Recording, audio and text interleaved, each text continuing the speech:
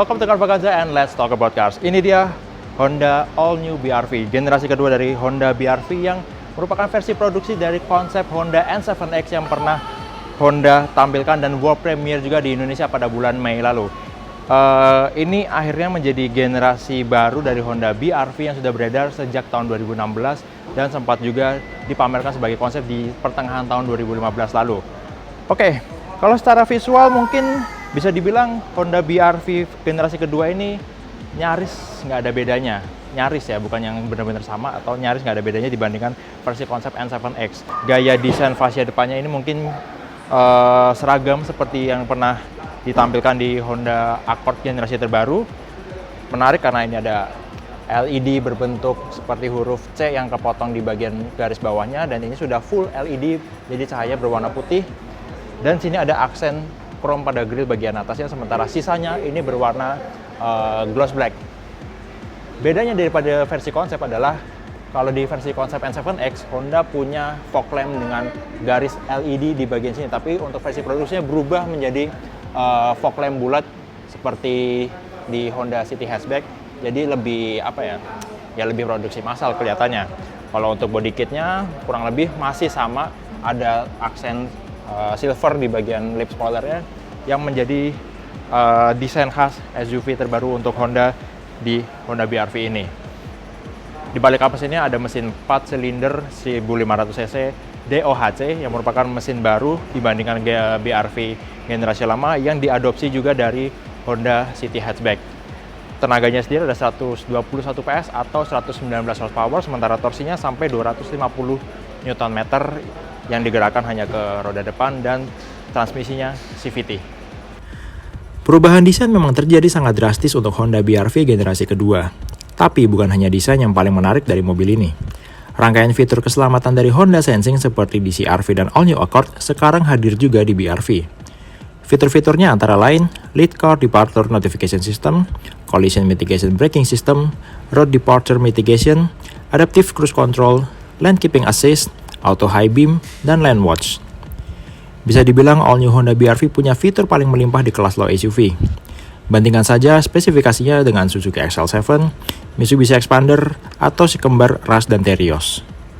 Interior dari All New Honda BR-V ini tampil dengan dominasi warna hitam dan seperti menampilkan gaya desain baru untuk interior Honda di generasi baru ini. Dashboardnya ada kombinasi bahan plastik, ada aksen piano black dan warna silver di bagian atasnya, dan di sini ada aksen soft touch dengan lapisan kulit sintetis ya. Sini ada juga aksen jahitan warna abu-abu.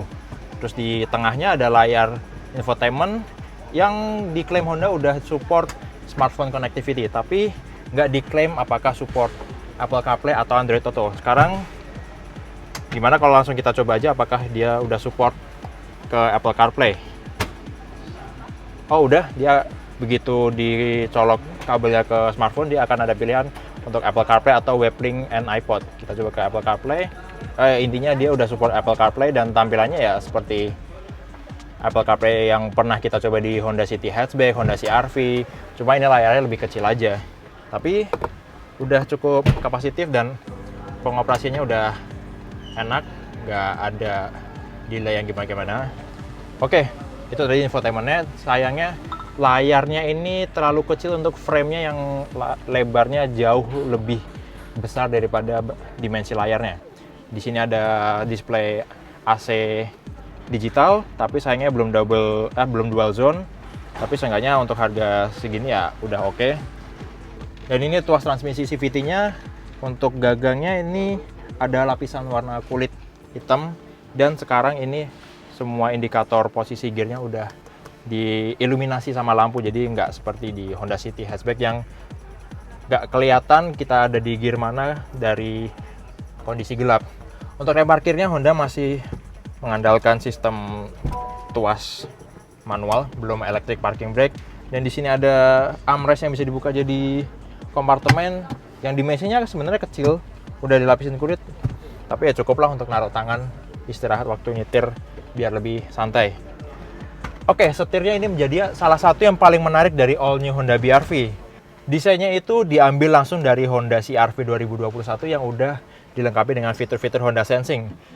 Di sebelah kiri ini untuk sistem infotainment-nya, sementara di sebelah kanan ini ada rangkaian tombol untuk adaptive cruise control. Jadi selain untuk mengatur kecepatan berapa kita mau mobil ini melaju konstan, di sebelah kanan ini ada tombol untuk mengatur seberapa jauh atau dekat mobil ini menjaga jarak dengan kendaraan di depannya. Terus di sini ada lane keeping assist, yang sayangnya berbeda dari CR-V Honda Sensing, ini nggak tersedia low speed follow untuk Honda BR-V generasi baru ini. Tapi bedanya dari CR-V dan Accord terbaru yang udah punya Honda Sensing, di all new BR-V ini Honda memberikan fitur lane watch, yaitu ada kamera di bagian bawah spion kiri untuk ngasih visibilitas lebih baik kalau kita misalnya mau bergeser ke lajur kiri waktu kita aktifin sen waktu mau pindah lajur. Oke, itu tadi fitur-fiturnya. Sementara untuk panel instrumennya ini mirip-mirip seperti yang Honda terapkan di City Hatchback generasi baru. Ada dua instrumen yang simetris, untuk sebelah kiri itu speedometer dan sebelah kanannya speedometer. Tapi di tengahnya ada layar TFT yang dimensinya lebih besar dan lebih atraktif tampilannya, jadi kerasa lebih berkelas dibandingkan apa yang Honda punya waktu di City Hatchback RS yang juga meluncur di tahun 2021. Satu lagi yang menarik, di sebelah kanan dekat pintu ini ada satu tombol untuk mengaktifkan salah satu dari fitur Honda Sensing pada all new Honda BR-V ini. Desain bagian samping juga sama seperti versi konsep Honda N7X, yaitu Honda nggak lagi main garis-garis yang terlalu berani atau agresif. Jadi untuk generasi kedua Honda BR-V ini, Honda cenderung bermain atau menerapkan gaya desain yang lebih mature, jadi lebih simple di bagian sampingnya, tapi dipertegas dengan adanya shoulder line yang nggak terputus dari depan sampai belakang. Untuk velgnya sendiri diameternya 17 inci. Yang sayangnya untuk di belakang ini belum pakai rem cakram, tapi ya nggak masalah, untuk harga yang lebih reasonable ya masih bisa dimaklumi. Desain belakangnya juga nggak berubah banyak dibandingkan konsep Honda N7X, yaitu ini gaya desain baru Honda, yaitu lampu belakang dengan LED bar yang membentuk seperti huruf U yang juga pernah kita lihat di Honda City Hatchback. Kalau kita lihat di bawah lampunya, ini ada logo Prestige yang menandakan ini adalah varian tertinggi dari Honda BR-V, seperti tradisi model-model Honda yang ada lainnya. Jadi kurang lebih tampilan untuk varian termahal dari Honda BR-V akan seperti yang ada di display di Honda Dreams Cafe Senayan Park ini. Dan lebih lanjut, kalau kita lihat lagi ke bagian belakangnya, seperti saya bilang tadi, desainnya nggak banyak berubah dibandingkan konsep N7X.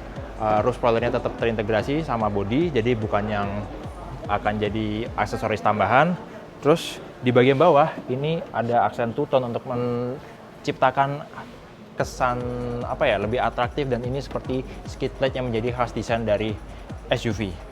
Untuk bagasinya, karena ini adalah mobil 7-seater, jadi waktu kursi paling belakangnya terangkat ini nggak terlalu banyak ruang bagasi, tapi ya masih cukup untuk naruh 2 atau 3 koper cabin size.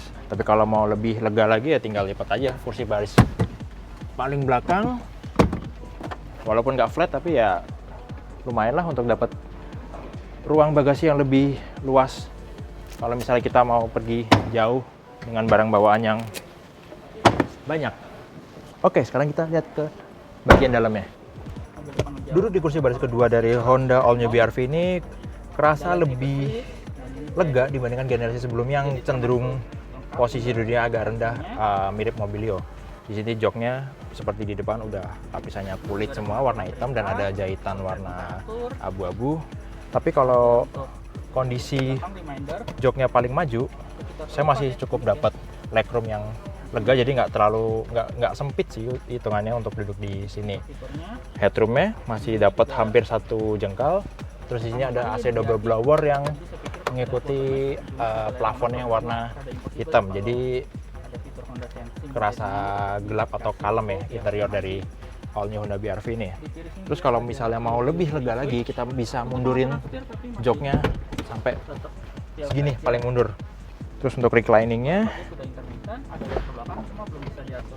segini untuk paling rebah untuk reclining. Dan untuk fitur-fitur pendukung di kursi baris kedua selain AC double blower adalah power outlet 12 volt di belakang konsol tengah. Duduk di kursi baris ketiganya, begini kondisinya untuk saya dengan tinggi badan 170 cm, dengkul hampir mentok sama senderan kursi baris keduanya, tapi fleksibilitasnya cuma bisa di reclining, kasih posisi duduk lebih agak santai ya. Cuma tetap aja untuk kenyamanan perjalanan jarak jauh sepertinya masih kurang nyaman ya. Tapi akomodasi, ada kompartemen masing-masing di kanan kiri, ada cup holder juga. Terus di sebelah kanan di jendela ini ada lagi power outlet 12 volt seperti di baris tengah. Sayangnya Honda belum memberikan langsung akses USB charging di kursi baris kedua dan ketiga. Padahal akan lebih praktis kalau misalnya kita nggak perlu lagi bawa adapter atau travel charger kalau kita kehabisan baterai selama perjalanan. Untuk sekarang PT Honda Prospect Motor belum merilis penuh mobil ini dengan harga yang lengkap, begitu juga dengan data spesifikasi untuk setiap varian. Rencananya akan ada 5 varian dari Honda All New BR-V ini yang ditawarkan untuk pasar Indonesia. Sementara harganya kemarin sempat diumumkan akan ditawarkan kira-kira mulai 260 jutaan, tapi itu belum fix. Perkiraan kami dengan ada range 5 varian, tebakan kami adalah harga tertingginya mungkin di sekitar 330 jutaan. Ya, entah benar atau enggak, yang penting mobil ini menawarkan sesuatu yang beda di kelasnya low SUV yang sudah mempunyai banyak fitur, terutama dari fitur Honda Sensing yang ada di Honda BR-V ini. Jadi fitur-fitur yang mayoritas ada di Honda CR-V, Honda Sensing sekarang ada di Honda BR-V. Menarik melihat positioning harga dari Honda BR-V generasi kedua ini.